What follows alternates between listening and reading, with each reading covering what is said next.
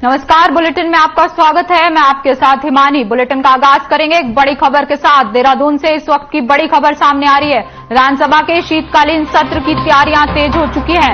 28 नवंबर को होगी समिति की बैठक। विधानसभा अध्यक्ष रितु खंडूरी भूषण की अध्यक्षता में होगी बैठक। बैठक में तय होगा विधानसभा सत्र का एजेंडा।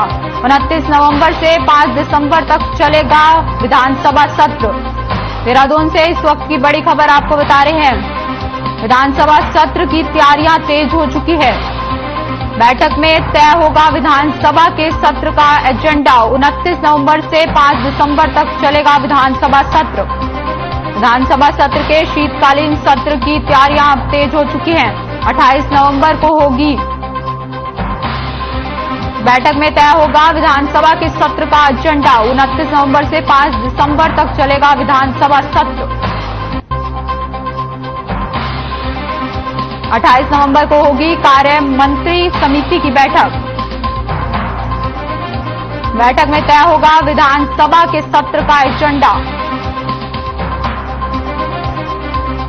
तो इस वक्त की बड़ी खबर देहरादून से आपको बता रहे हैं, जहां विधानसभा के शीतकालीन सत्र की तैयारियां अब तेज हो चुकी हैं। 28 नवंबर को समिति की बैठक भी की जाएगी। वहीं विधानसभा अध्यक्ष रितु खंडूरी भूषण की अध्यक्षता में ये बैठक का आयोजन किया जाएगा। आपको बता दें कि 28 नवंबर से 5 दिसंबर तक विधानसभा का सत्र चलेगा। बैठक में तय होगा कि विधानसभा के सत्र का क्या एजेंडा रहने वाला है।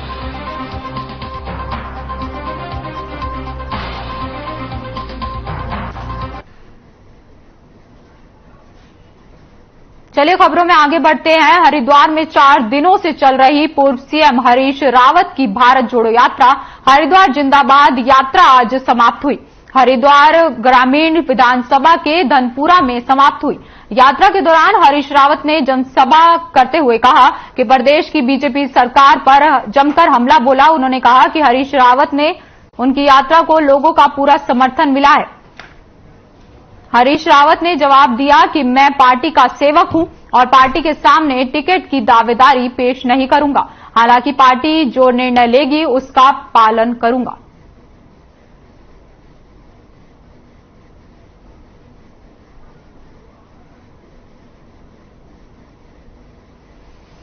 भारत जोड़ो का जो हमारा संकल्प है कांग्रेस का, जो राहुल गांधी की 3 महीने की तपस्या का फल है, उसको अपना आशीर्वाद देने के लिए मानसिक रूप से तैयार हो चुके हैं। और आज जिस प्रकार से इन 4 दिनों के अंदर हमारी यात्रा को लगातार उदलहेड़ी से लेकर के धनपुरा तक समर्थन मिला है, लोग उमड़ घुमड़ करके आए हैं। वहीं कांग्रेस नेताओं की रैली पर सवाल उठाने वाले कुछ कांग्रेसी नेताओं को पीसीसी चीफ करण माहरा ने स्लीपर सेल बताया है। इतना ही नहीं, ऐसे नेताओं को कांग्रेस प्रदेश अध्यक्ष ने आइसोलेट यानी अलग करने की भी बात कही है। हरिद्वार में पत्रकारों के एक कार्यक्रम में शामिल होने पहुंचे करण माहरा ने कहा कि कुछ लोग कांग्रेस भवन में बैठकर पार्टी के नेताओं की रैली के खिलाफ बोलते हुए कार्यकर्ता का मनोबल तोड़ते हैं। ऐसे नेता खुद तो कांग्रेस में है, लेकिन उनकी गर्लफ्रेंड यानी निष्ठा भाजपा में है। करण माहरा ने कहा कि कांग्रेस संगठन कोशिश करेगा कि ऐसे लोगों को आइसोलेट किया जाए और कार्यकर्ता उनकी बातों पर ध्यान न दें।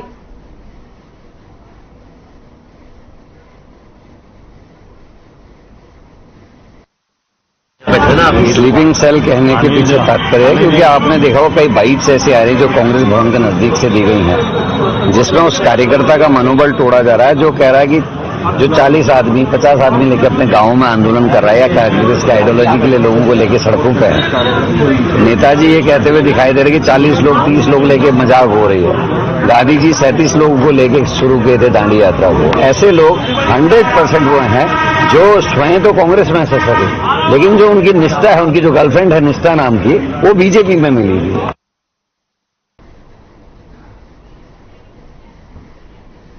इस बीच देहरादून से एक बड़ी खबर का रुख करेंगे। सरकार ने पद्मश्री प्रसून जोशी को ब्रांड एम्बेसडर बनाया है। राज्य की संस्कृति को कर रहे हैं प्रोत्साहित। उत्तराखंड की सांस्कृतिक विरासत को प्रोत्साहित करने के लिए फैसला लिया गया है। तो इस वक्त की बड़ी खबर देहरादून से आपको बता रहे हैं, जहां राज्य ने पद्मश्री प्रसून जोशी को ब्रांड एम्बेसडर बनाया है। राज्य की संस्कृति को लेकर प्रोत्साहित कर रहे हैं।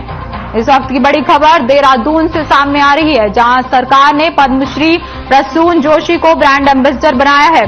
साथ ही उत्तराखंड की सांस्कृतिक विरासत को प्रोत्साहित करने के लिए ये फैसला लिया गया है। लेखक और गीतकार हैं पद्मश्री प्रसून जोशी। सचिव संस्कृति ने जारी किया है ये आदेश। देहरादून से इस वक्त की बड़ी खबर आपको बता रहे हैं।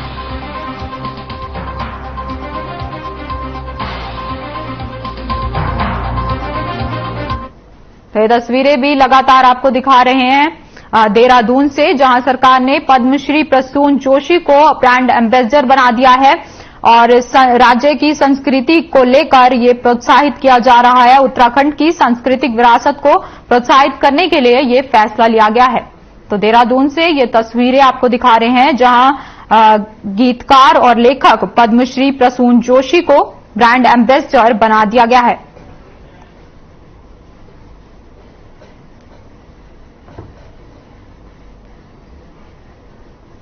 वहीं विधानसभा में हुई बैकडोर भर्ती मामले में विधानसभा अध्यक्ष के द्वारा की गई कार्रवाई के खिलाफ कर्मचारियों ने याचिका दायर की है, पर नैनीताल हाईकोर्ट ने सुनवाई करते हुए विधानसभा अध्यक्ष के फैसले को सही करार दिया है, जिसके बाद बैकडोर भर्ती कर्मचारियों की मुश्किलें और बढ़ गई हैं और कर्मचारी अब सुप्रीम कोर्ट जाने का मन बना रहे हैं। लेकिन विधानसभा अध्यक्ष का साफ तौर पर कहना है कि विधानसभा अपना निर्णय वापस नहीं लेगी। अगर कर्मचारी सुप्रीम कोर्ट जाते हैं तो वहां भी मजबूरी में उनको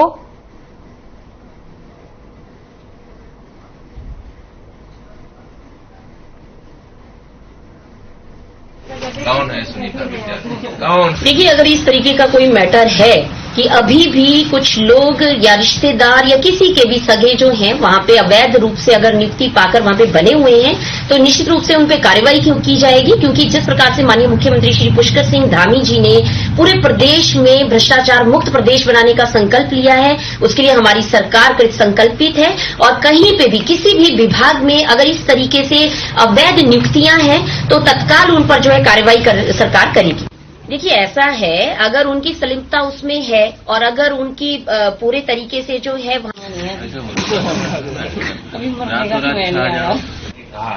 कल को बोले तो चलिए खबरों में आगे बढ़ते हैं। अल्मोड़ा के जेएसपी राजकीय होटल मैनेजमेंट संस्थान में 5 दिवसीय कुकिंग प्रशिक्षण कार्यक्रम का आयोजन किया जा रहा है। भारत सरकार के पर्यटन मंत्रालय के तत्वाधान से आयोजित इस प्रशिक्षण कार्यक्रम में कुल 25 प्रतिभागी भाग ले रहे हैं। संस्थान के शिक्षकों द्वारा सभी को कुकिंग से संबंधित बारीकी से जानकारी दी जा रही है। प्रतिभागियों द्वारा प्रशिक्षण कार्यक्रम में पूरे मनोयोग से इस प्रशिक्षण का फायदा लिया जा रहा है।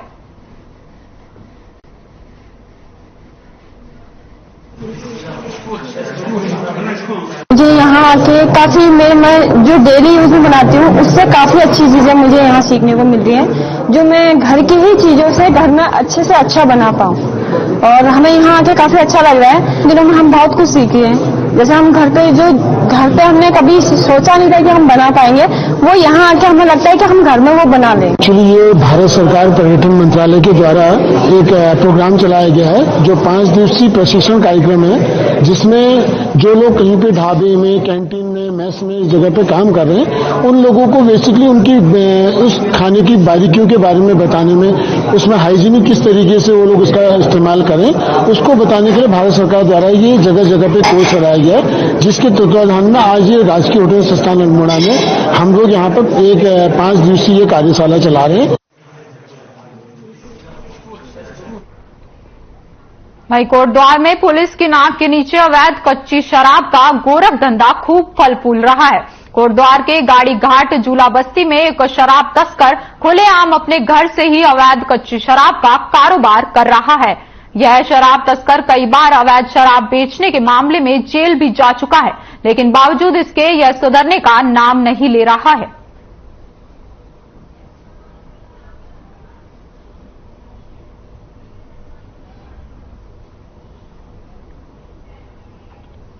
वहीं मंगलौर पुलिस ने गंभीर धाराओं में फरार चल रहे वांछित बदमाशों की धरपकड़ तेज कर दी है।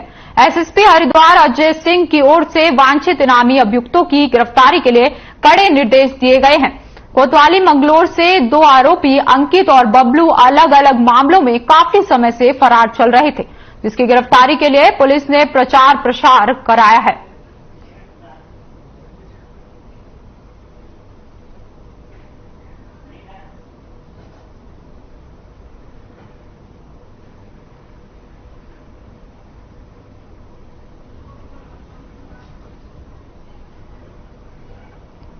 वहीं गुजरात के मोरबी में झूला पुल टूटने से हुए हादसे के बाद उत्तराखंड भी जर्जर पुलों को लेकर अब प्रशासन सर्किय दिखने लगा है। आपको बता दें कि उत्तराखंड लोक निर्माण विभाग ने विभागीय ऑडिट में अब तक 36 पुलों को असुरक्षित करार दिया है। हालांकि इन पुलों पर अभी भी ट्रैफिक चल रहा है और विभाग के पास कोई प्लानिंग भी नहीं है। गुजरात की घटना का सबक लेते हुए उत्तराखंड के प्रमुख सचिव लोक निर्माण विभाग आर.के. सुधांशु ने सभी पुलों को लेकर ऑडिट के आदेश दिए हैं। प्रदेश में मौजूद 3000 के करीब पुलों में से केवल 2500 पुलों का ऑडिट हो पाया, जिसमें से 36 पुलों को बेहद जोखिम भरा माना गया है।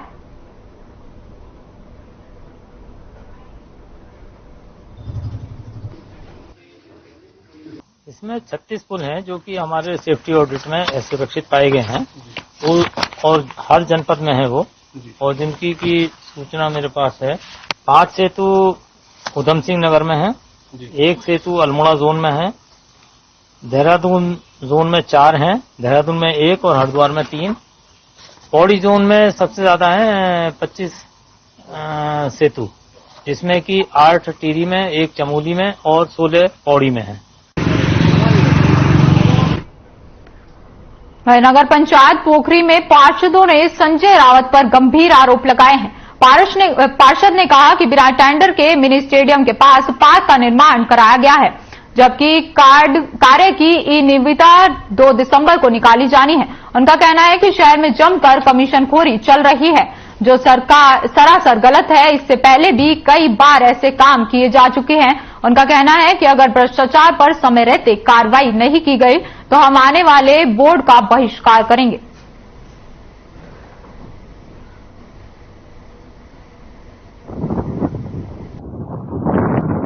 सबसे पहले तो मैं मीडिया का धन्यवाद करना चाहूंगा और मैं चाहता हूं कि यहाँ पे हमारी आवाज सीधे मुख्यमंत्री और सरकार तक पहुंचनी चाहिए।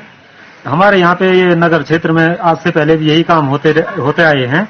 माननीय अध्यक्ष और ईओ की मनमर्जी के मुताबिक ये अपने हिसाब से वो ठेकेदारों को काम दिया जाता है और टेंडर बाद में लगते हैं, वो काम पहले ही पूरे हो जाते हैं।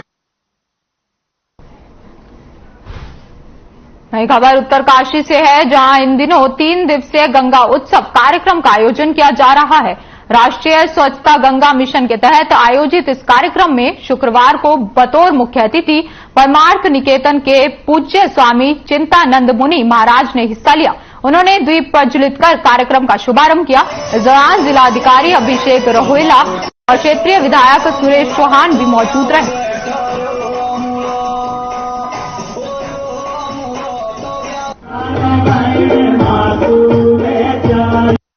गंगा मिशन जल शक्ति मंत्रालय द्वारा आज 3 दिवसीय गंगा महोत्सव मनाया जा रहा है और इसके पीछे उद्देश्य है कि हमारी संस्कृति, हमारी गंगा का जो उद्गम स्थल है वो कैसे स्वच्छ रहे, कैसे हम उसको साफ बनाएं, यहाँ का जो पर्यावरण है वो कैसे सुरक्षित रहे। जब हम करते हैं इस तरह से गंगा उत्सव महोत्सव, ये मेले मेल बढ़ाते हैं, लोगों को जोड़ते हैं, लोगों को एक संदेश देते हैं। और गंगा उत्सव का तो यही संदेश होना चाहिए कि अपनी संस्कृति बचे, अपनी प्रकृति बचे। संस्कृति और प्रकृति दोनों साथ साथ चलें। और खासकर उत्तरकाशी की धरती में जब हम कोई भी कार्यक्रम करें तो आप उस समय पहला ध्यान रखें कि हमारी संस्कृति पर ध्यान देना बहुत अनिवार्य है। उत्तराखंड दिव्यता और भव्यता का संगम है। इस बीच रुकते हैं एक छोटे से ब्रेक के लिए, आप बने रहिए हमारे साथ।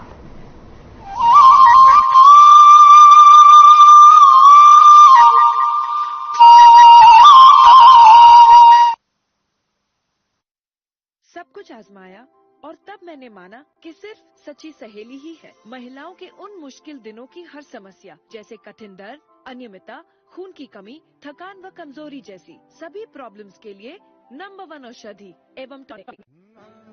हरे रंगों का उमंगों का जज्बा का रुकता है, मन साफ है तेरा अंदर तो बाहर दिखता है।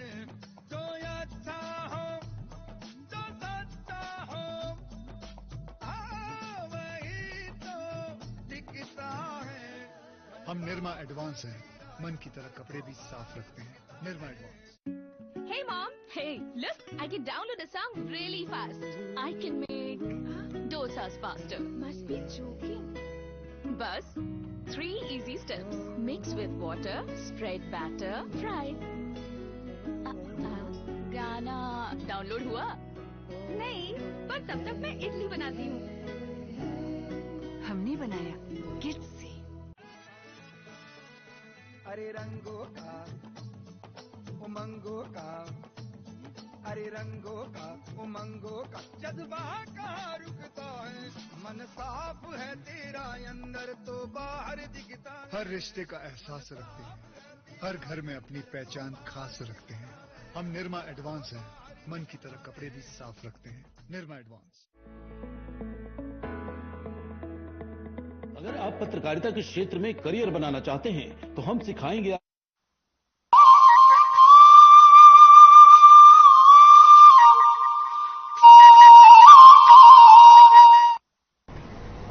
ब्रेक के बाद आपका स्वागत है। चलिए खबरों का रुख करते हैं। पौड़ी जिले के सतपुली से एक लकड़ी व्यापारी द्वारा देश के तिरंगे की अपमान करने का मामला सामने आया है। आपको बता दें कि सतपुली पुलिस बूथ के पास एक फर्नीचर हाउस में रखे तिरंगे से सफाई की जा रही थी। इसकी सूचना उप जिलाधिकारी सतपुली संदीप कुमार को दी गई। उनके ओर से थाना सतपुली को सूचना दी गई, जिसके बाद थाने से एक सिपाही उक्त दुकान पर पहुंचा, जहां पर आते ही दुकानदार ने नीचे पड़े झंडे को दुकान के अंदर फेंक दिया। जिसके बाद पुलिस ने झंडे को दुकान से निकाल लिया और उस पर लिपटे कचरे को साफ करके अपने कब्जे में लिया। थाना अध्यक्ष सतपुली लाखर सिंह ने बताया कि व्यक्ति पर मुकदमा दर्ज कर कार्रवाई की जा रही है।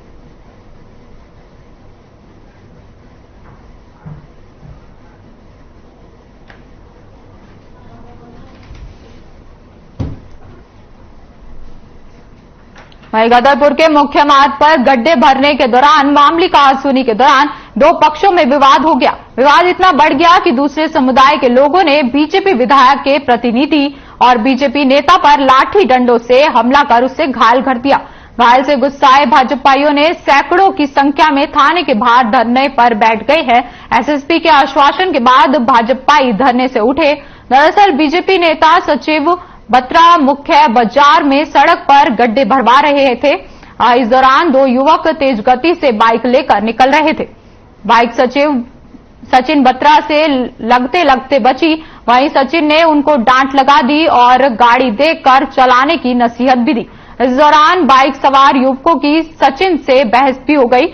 वहीं बीजेपी नेता और पूर्व व्यापार मंडल महामंत्री मनीष कुटेला भी मौके पर पहुंचे और बीच बचाव करने लगे। विधायक प्रतिनिधि राजेश गुब्बर लड़ाई झगड़े को शांत कराने की कोशिश पर 2 युवकों ने उन्हें पर भी वार कर दिया और उन्हें घायल कर दिया।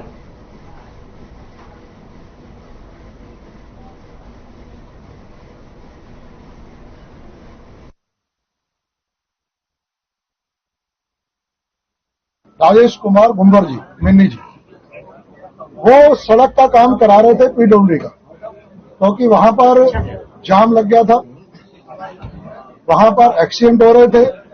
उस काम के बीच में पहले ये अशफाक और इसके साथी गुंडे, अशफाक सरताज और उनके साथ के गुंडे, वो आके पहले व्यवधान डालते हैं, काम करने से रोकते हैं। जब वहां कहासुनी होती है, कहासुनी के बाद धमकी देकर वो जाते हैं और फिर वहां से पूरा गैंग बनाकर हथियारों के साथ वहां पर आते हैं। आने के बाद वो उन पर हमला करते हैं। अपराधी किसी का नहीं होता, अपराधी की कोई जाति, कोई धर्म, कोई मजहब नहीं होता। और जिन कार्यकर्ताओं पे हमला हुआ है वो हमारे बहुत निकटतम लोग हैं और अपराधी की कोई हमारे निकट का भी क्यों ना हो, उसको भी सजा मिलनी चाहिए। किसी जाति किसी धर्म का भी हो, हमारी सरकार अपराधियों को संरक्षण देने के लिए नहीं है। शाम को 5:30 और 6 बजे के बीच में जगरपुर के जाने माने सामाजिक कार्यकर्ता श्री मिनी जी है, उनके साथ कुछ असामाजिक तत्वों द्वारा कुछ मतलब क्या बोलते हैं धराधर वेपन्स के साथ मारपीट का सूचना आई। तो ये बड़ा बहुत ही मतलब इम्पोर्टेंट और संवेदनशील विषय है। तत्काल हमारा थाना का पुलिस ने वहां पे चले गए और 2 लोगों को तत्काल अरेस्टिंग कर दिया गया। उसके बाद एक और आदमी को अरेस्टिंग कर दिया गया है। कुल मिलाकर 3 लोगों को अरेस्टिंग कर दिया गया है। वहीं धर्मनगरी हरिद्वार में कुंभ और अर्धकुंभ के साथ कई बड़े बड़े गंगा स्नान मेलों का आयोजन होता है। लाखों की संख्या में देश और विदेश से श्रद्धालु हरिद्वार पहुंचते हैं। हरिद्वार में सबसे बड़ी समस्या अवैध अतिक्रमण से लगने वाले जाम की होती है। इसी को देखते हुए हरिद्वार जिला प्रशासन अवैध अतिक्रमण पर अब सख्त नजर आ रहा है। हरिद्वार जिला प्रशासन ने अवैध अतिक्रमण को हटाने के लिए अभियान की शुरुआत की है। आज जिला अधिकारी विनय शंकर पांडे ने उत्तरी हरिद्वार में अवैध अतिक्रमण को हटाने को लेकर निरीक्षण किया। उनका साफ तौर पर कहना है कि अवैध अतिक्रमण का कारण चिन्हित किया गया है और अवैध अतिक्रमण नहीं हटाने पर जेसीबी के माध्यम से कार्रवाई की जाएगी। तो ये तस्वीरें भी हरिद्वार से आपको दिखा रहे हैं, जहां डीएम पहुंचे हैं और उन्होंने अधिकारियों को निर्देश भी दिए हैं। अतिक्रमण के खिलाफ प्रशासन अब सख्त होती हुई नजर आ रही है। नापजोक करने के बाद जब एक पिक्चर सामने आ गई तो जो भी लोग यहाँ स्टेक होल्डर्स थे जिन्होंने थोड़ा सा अतिक्रमण जिनका हो गया था, उनको सबको बड़े ही आदर पूर्वक ये अवगत करा दिया गया कि आपका जो कंस्ट्रक्शन है या निर्माण है वो अतिक्रमण की परिधि में है। तो 2 विकल्प हैं, या तो आप उसको स्वेच्छा से हटा लें, नहीं तो उसको भी जेसीबी के माध्यम से बलपूर्वक हटाया जाएगा। पीडब्ल्यूडी को भी मैंने निर्देश दिया है कि अतिक्रमण हटते ही सड़क की चौड़ाई के लिए तुरंत कार्य करें। पोल की शिफ्टिंग भी तुरंत की जाएगी।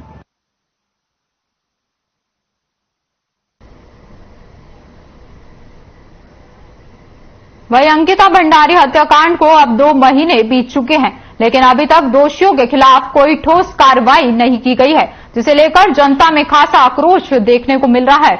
आज लोगों का आक्रोश पौड़ी जिले में देखने को मिला। आपको बता दें कि पौड़ी कलेक्ट्रेट कार्यालय के बाहर लोग पहुंचे। यहां स्थानीय लोगों समेत कई राजनीतिक संगठनों से जुड़े नेताओं ने सरकार के खिलाफ जमकर नारेबाजी भी की और साथ ही प्रदर्शन किया। वहीं अंकिता भंडारी को जल्द से जल्द न्याय दिलाने और दोषियों के खिलाफ ठोस कार्यवाही करने की भी मांग की गई। इस दौरान एसआईटी की जांच पर भी लोगों ने सवाल खड़े किए।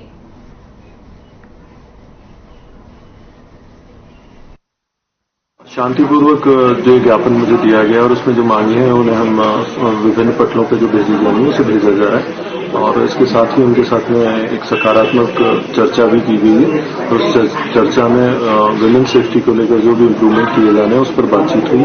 और मैं उम्मीद करता हूं कि हमारे यहाँ महिला सुरक्षा से संबंधित या महिला सशक्तिकरण से संबंधित जो भी सकारात्मक कार्य किए जाने वो हम लोग करेंगे। बोला जाता है बेटी बचाओ बेटी पढ़ाओ, हर जगह यही नारे लगाया जाता है बेटी बचाओ बेटी पढ़ाओ, लेकिन कोई भी दिल से एक बार ये नहीं चाहता कि बेटी बचाओ बेटी पढ़ाओ। हर किसी को ये रहता है हमारी बेटी बाहर चली गई, यहाँ चली गई, वहाँ चली गई। किसी को भी एक बार का ये नहीं है कि बेटी बचाओ बेटी पढ़ाओ, कोई भी दिल से नहीं लेता, सिर्फ बस मुंह से बोला जाता है, बाहर बड़े बड़े पोस्टर लगाया जाता है।